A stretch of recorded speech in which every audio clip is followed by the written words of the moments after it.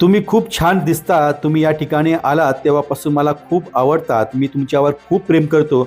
माझ्या बायका मुलांपेक्षा तुम्ही मला जास्त आवडतात असे म्हणत हात धरून बसण्याचा आग्रह करत अहिल्यानगर जिल्ह्यातील कोपरगाव तालुक्यातील एका गावातील माजी सरपंच अशोक विठ्ठल भोकरे यांनी तालुक्यातील एका ग्रामपंचायतीत शासकीय सेवेत असलेल्या महिलेचा विनयभंग केल्याची तक्रार पीडित महिलेने कोपरगाव तालुका पोलीस ठाण्यात 14 फेब्रुवारी रोजी दाखल केली आहे।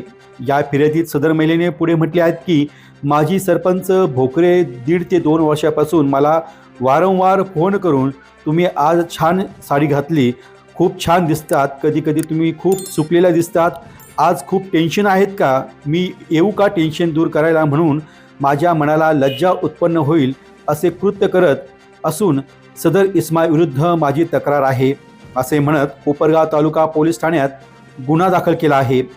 पीडित महिलेच्या फिर्यादीवरून कोपरगाव तालुका पोलीस ठाण्यात माजी सरपंच अशोक विठ्ठल भोकरे यांच्या विरुद्ध विनयभंगाचा गुन्हा दाखल करण्यात आला असून मात्र आरोपीला अटक झाली नसल्याने कोपरगाव तालुक्यातील ग्रामपंचायत अधिकारी संघटनेच्या वतीने मंगळवारी कोपरगाव तालुका पोलीस ठाण्याचे पोलीस निरीक्षक संदीप कोळी यांना निवेदन देऊन सदर आरोपीला 2 दिवसात अटक करा अशी मागणी केली आहे।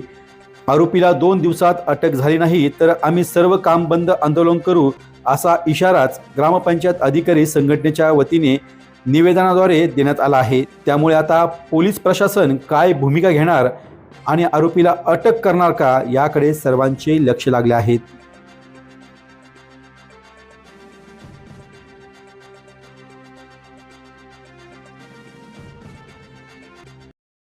डी न्यूज वृत्तवाहिनी सामाजिक, शैक्षणिक, राजकीय, धार्मिक, सहकार, सांस्कृतिक, कृषी या सर्व चालू घडामोडींचा वेध घेणारी वृत्तवाहिनी डी न्यूज वृत्तवाहिनी, वेध वर्तमानाचा।